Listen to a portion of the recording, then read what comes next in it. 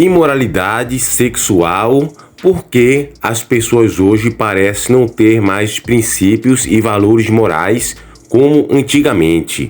Ao longo dos últimos anos, a sociedade passou por transformações intensas, mudanças tecnológicas, culturais e comportamentais. Mudaram a forma como as pessoas pensam, vivem e se relacionam. Muitos sentem que valores como respeito, honestidade, humildade, fé, responsabilidade e compromisso foram enfraquecidos.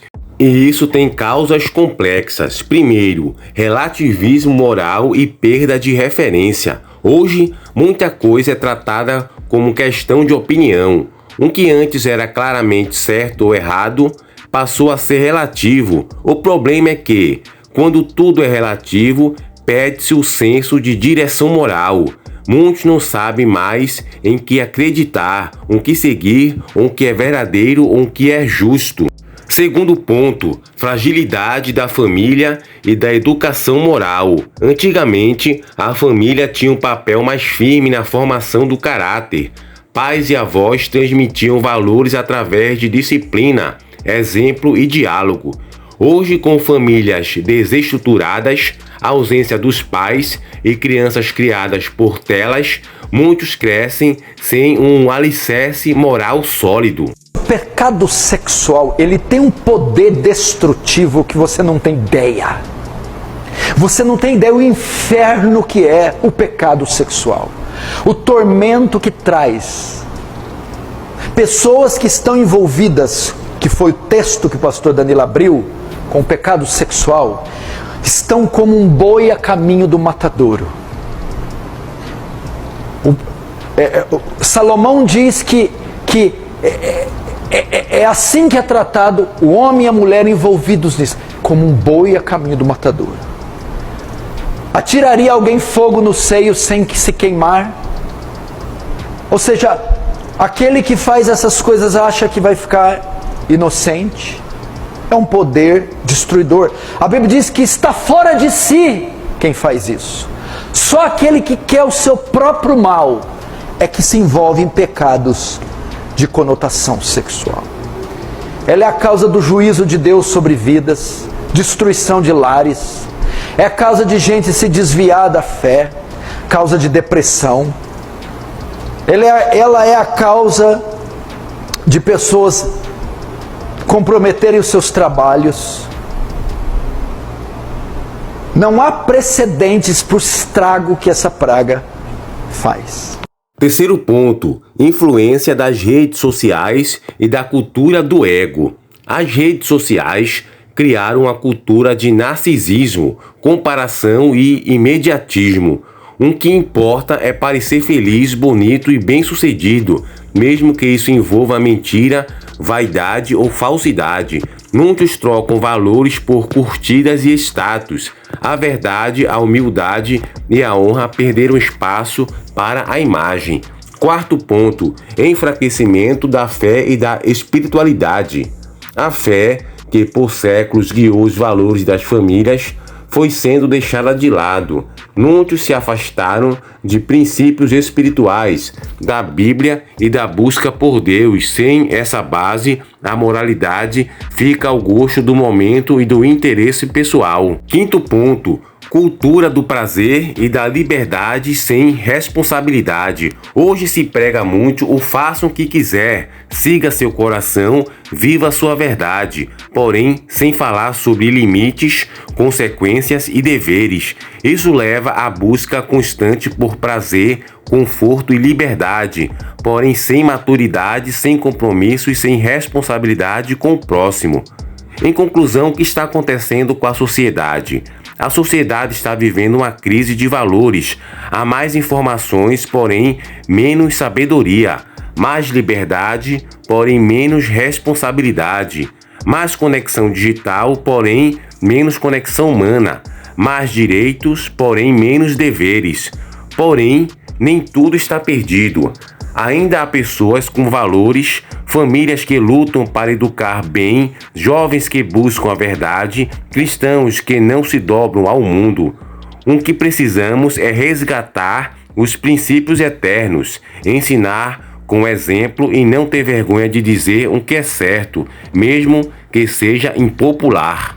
Pessoas que não têm o entendimento adequado e correto com relação ao pecado vão cair em profunda tristeza e em profunda depressão. Porque talvez você foi levado a pensar que na conversão você seria liberto completamente dos desejos pecaminosos que você tinha antes de conhecer a Jesus.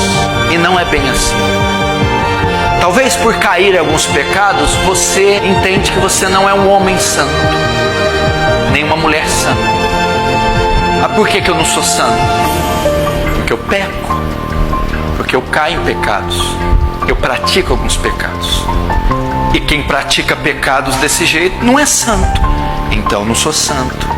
Peraí, eu acho que tem um equívoco aí na sua teologia. Você está confundindo santificação com glorificação. Santificação não é impecabilidade. Santificação é isso. Santificação não é, escute isso aqui, santificação não é ausência do pecado, é domínio do pecado.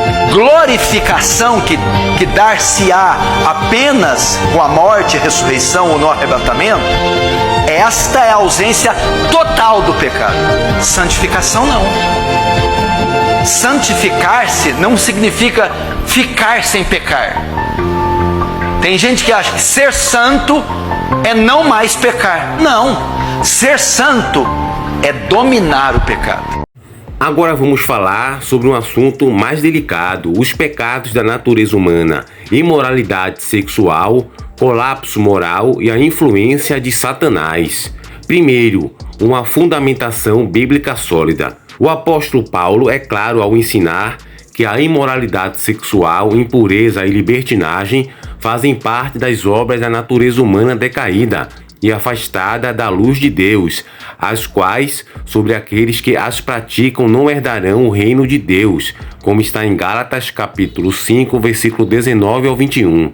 Do mesmo modo, na carta de Efésios capítulo 5, versos 3, afirma: entre vocês não deve haver nem sequer menção de imoralidade sexual, pois essas coisas não são próprias para os santos. O corpo, o templo do Espírito, como está em 1 Coríntios capítulo 6, versos 19 e 20, é chamado a viver uma espiritualidade coerente, em espírito e em verdade.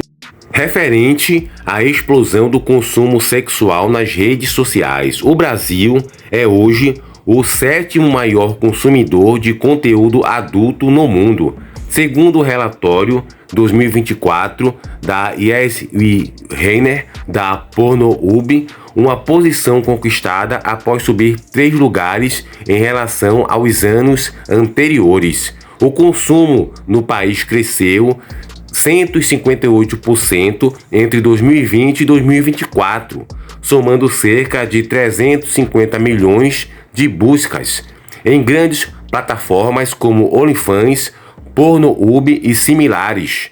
As mulheres correspondem a cerca de 35% da audiência brasileira nos sites de pornografia, indicando a mudança cultural e comportamental. Porém, por que esse crescimento? Primeiro, tecnologia e economia de atenção. A internet móvel barata, somada a algoritmos que monetizam corpos e sensualidade, transforma likes e visualizações em moeda de atenção. Plataformas como OnlyFans garantiram 3 milhões de criadores em 2023, muitos deles virando renda quase instantânea em meio ao desemprego. Também temos a crise socioeconômica. Quase 40% das mulheres empregadas no Brasil estão na informalidade e uma mulher negra recebe em média menos de R$2.000 por mês. Essa vulnerabilidade coloca o trabalho sexual digital como uma forma, ainda que precária, de sobrevivência. O terceiro é a lógica do empoderamento digital versus exploração. Um comentário em rede social resume bem essa questão. Uma pessoa disse, abre aspas, para mim é só mais um acontecimento previsível do capitalismo tardio. Com essa lógica de microempreendedorismo, uberização e a moda de jogar mais e mais custos para cima do trabalhador. Plataformas como OnlyFans são um produto óbvio. A narrativa de liberdade torna-se argumento para justificar a ação de expor o corpo como estratégia de visibilidade e lucro. Fecha aspas. Os machos, tua mulher não é uma prostituta, não é como essas mulheres que muitos consomem nesses vídeos. Tenha respeito por ela. Dentro do sexo pode qualquer coisa, porque a boca miúda se diz aí que dentro das quatro paredes vale tudo, ninguém é ninguém. Verdade isso? Hebreus 13:4. Venerado seja entre todos o matrimônio e o leito sem mácula. Porém aos que se dão à prostituição e aos adultos, Deus os julgará. Não vale não. Não vale tudo não. O que acontece? Por que muitos casamentos são um terror e muitas atividades sexuais no casamento são enfermas, doentes? Porque muitos homens querem trazer elementos da pornografia para o leito conjugal.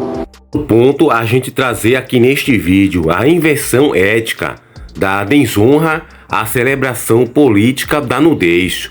Que antes era promiscuidade ou prostituição, motivado por sobrevivência ou submissão, hoje é retratado como expressão de força feminina, empoderamento e liberdade sexual.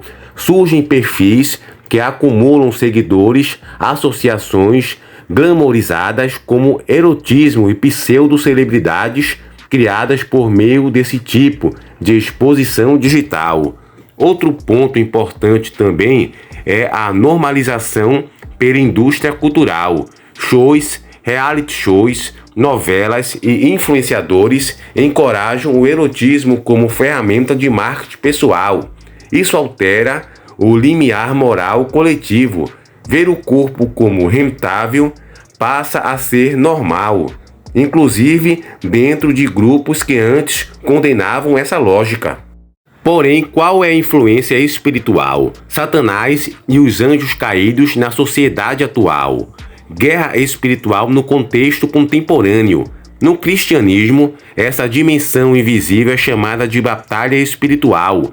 Lutar contra as obras de forças malignas sobrenaturais que se infiltram nos padrões sociais comportamentais.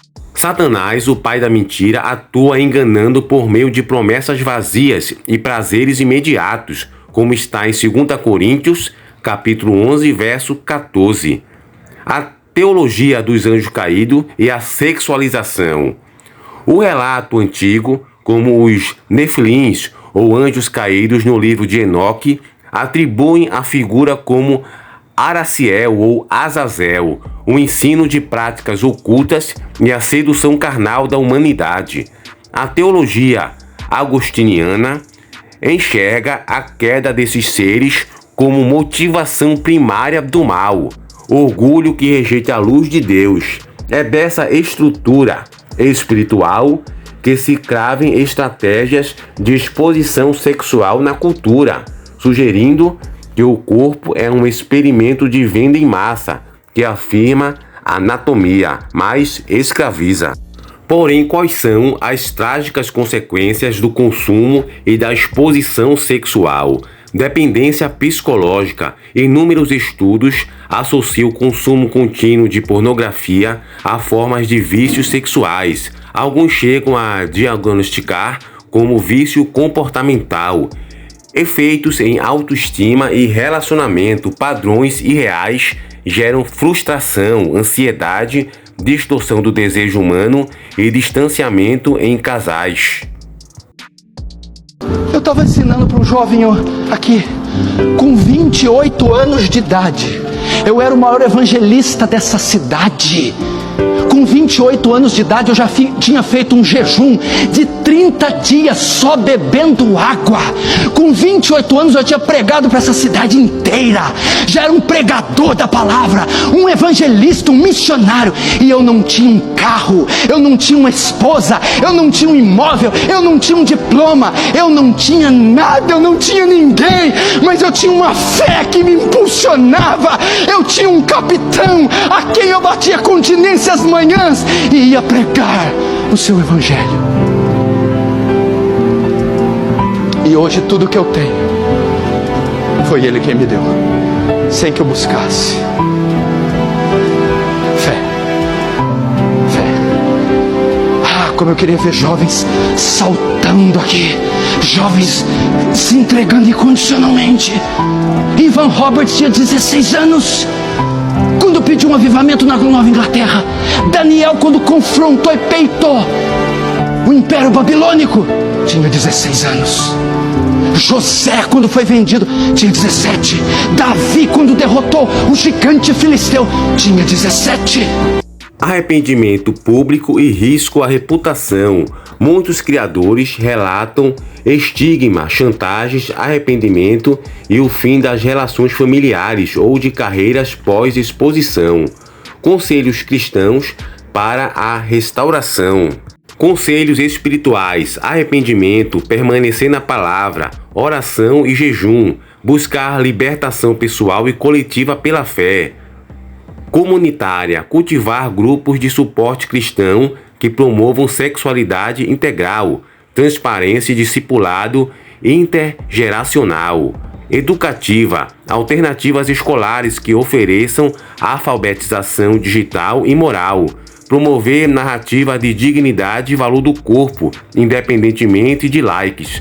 Social e política: políticas públicas que enfrentem desigualdade de renda, informalidade e violência de gênero, investimento em qualificação ocupacional para mulheres com risco de exploração sexual.